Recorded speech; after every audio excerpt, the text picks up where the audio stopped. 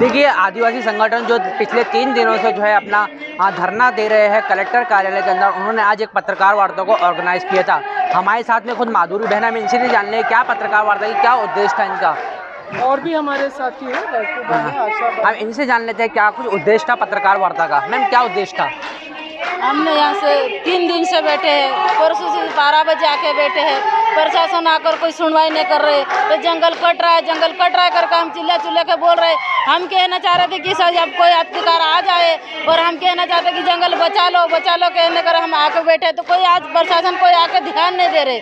हम भूखे प्यासे 2 रात और 3 दिन हो गए ऐसे चिल्ला के बोलने से चाहिए, तो प्रशासन कोई देख नहीं रहे। हमने कह रहे कि नहीं कटाई हो रहे, उसको बचा पाओ, कोई बचा नहीं पा रहे हैं। इसलिए आपने कहना कहे तो 2 दिन से हम मोहलत मांग रहे हैं अभी, और तीसरा दिन और आ रहे हैं। हमारी तैयारी और फिर से होंगी, ये इतने से लोगों से और फिर से ज़्यादा आएंगे। और क्या आप जो है चेतावनी प्रशासन को देना चाहेंगे? हाँ, एसपी को चेतावनी देना आया था कि जंगल कट रहा है करके उसको अपना। अब आपका मान है कि जंगल बचाना चाहिए आपको, हमको जंगल काट रहे हैं, तो आप लोग हम बचाने के चाह रहे हैं कि जब एसपी बोल रहा है कि जंगल काट रहा है तो वो देख क्यों नहीं रहे। तो आप भी बोलने के लिए आए कि जंगल काट रहा है, उसको पूरी मालूम है जंगल कहाँ काट रहा है, क्या कर रहा है, पर उससे सब बातचीत हो चुकी है, पर वो कोई कार्रवाई नहीं कर पा रहा है। एसपी के बारे में हम बोल रहे कि एसपी को 307 के धारा लगाना चाहिए, उसको जेल भेजना चाहिए, हमको कहना चाहते हैं। हमारे साथ में खुद माधुरी बहन, हम इजली जान लेते हैं। मैम, क्या कहना चाहेंगे? देखिए, ये पिछले 6 महीने से बुरहानपुर के जंगल कट रहे हैं। 15,000 एकड़ से ज़्यादा जो जंगल साफ हो चुका है, कोई कार्रवाई नहीं हुई है। शासन प्रशासन की पूरी मिलीभगत है, इसीलिए कोई कार्रवाई नहीं हो रही है।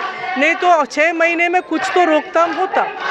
पर हम ये कहने आए थे कि शासन प्रशासन को हम चेताने आए थे कि आपकी मिलीभगत नहीं चलेगी और आपको ये जंगल बचाने पड़ेंगे। प्रशासन सामने आया ही नहीं, कोई जवाब ही नहीं दे पाया। कल रात को नेपानगर थाने को पर हमला हुआ, 3 पुलिसकर्मियों को घायल किया गया, ऐसे बताया जा रहा है मीडिया द्वारा, और वहाँ कुछ तोड़फोड़ हुई है और 3 लोगों को उठा के ले गए हैं। हम ये कह रहे हैं कि ये हिंसक घटना, और 11 मार्च का एक हिंसक घटना जिसमें वनकर्मियों पर तीर लगी थी, और बहुत सारे दूसरे हिंसक घटना, हिंसा के बल पर जो वन कटाई हो रही है, उसके लिए पुलिस प्रशासन जिम्मेवार है। वन कटाई हो रही है उसके लिए वन विभाग जिम्मेवार है, हिंसा के बल पर हो रहा है उसके लिए पुलिस प्रशासन जिम्मेवार है। और हम ये मान रहे हैं कि पुलिस द्वारा कोई कार्रवाई नहीं किया जाना, ये और एसपी द्वारा लगातार समझाइश दिया जाना, लगातार एसपी समझाइश दे रहे हैं जंगल काटने वालों को, इसीलिए इनके हौसले इतने बुलंद हो रहे हैं कि हिंसा बढ़ती जा रही है। तो ये पूरे हिंसा के घटनाओं के लिए एसपी जिम्मेवार है, और एसपी पर कार्रवाई होनी चाहिए, उनको निलंबित किया जाना चाहिए। और जो 307 के मामले जो बने हैं इन सब हिंसक घटनाओं में, उसमें एसपी श्री राहुल कुमार लोढ़ा का नाम भी जोड़ा जाना चाहिए। और हम ये बहुत ही दुख के साथ हम कह रहे हैं कि इतने पुराने प्राकृतिक जंगल जो साफ किए गए हैं, और वो उनको साफ करने वाले तो कुछ सामने से हैं, लेकिन उनके पीछे शासन और प्रशासन है।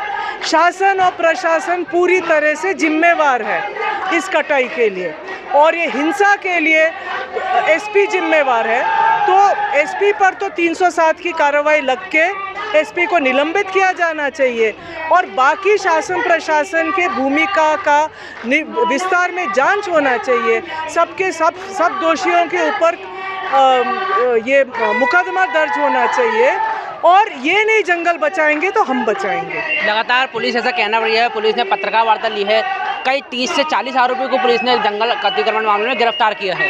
देखिए, अगर कोई दारू का दुकान चल रहा है और जो अवैध है, तो आपको क्या करना चाहिए? दुकान को बंद करना चाहिए, दुकान के मालिक को गिरफ्तार करना चाहिए।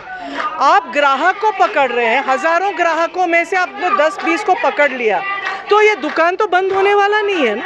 तो इसी तरह से जो कटाई का जड़ जो है उस पे नहीं करते हुए कुछ लोगों को खाना पूर्ति बिल्कुल खाना पूर्ति कार्रवाई हो रही है, तो उस खाने पूर्ति कार्रवाई से कोई जंगल बचने वाला नहीं है। तो हम ये उम्मीद कर रहे हैं कि कम से कम यहाँ पर एकत्रित हजारों आदिवासी को आक्रोश को देखते हुए अभी शासन प्रशासन की नींद खुलेगी और वो कम से कम अभी तो जितने बचे हुए जंगल है उसके लिए वो खड़े होंगे। आपका नाम? मेरा नाम माधुरी है, मैं जागृत आदिवासी दलित संगठन की कार्यकर्ता हूँ। तो सुना आपने क्या कुछ जो है माधुरी बहन को और इनका जो है कहना पड़ा है। तमाम बड़ी खबरों के लिए बने रहे BNC news. Camera person Sheikh Rahman के साथ मैं दानिश रज़ा खान, BNC मीडिया, बुरहानपुर।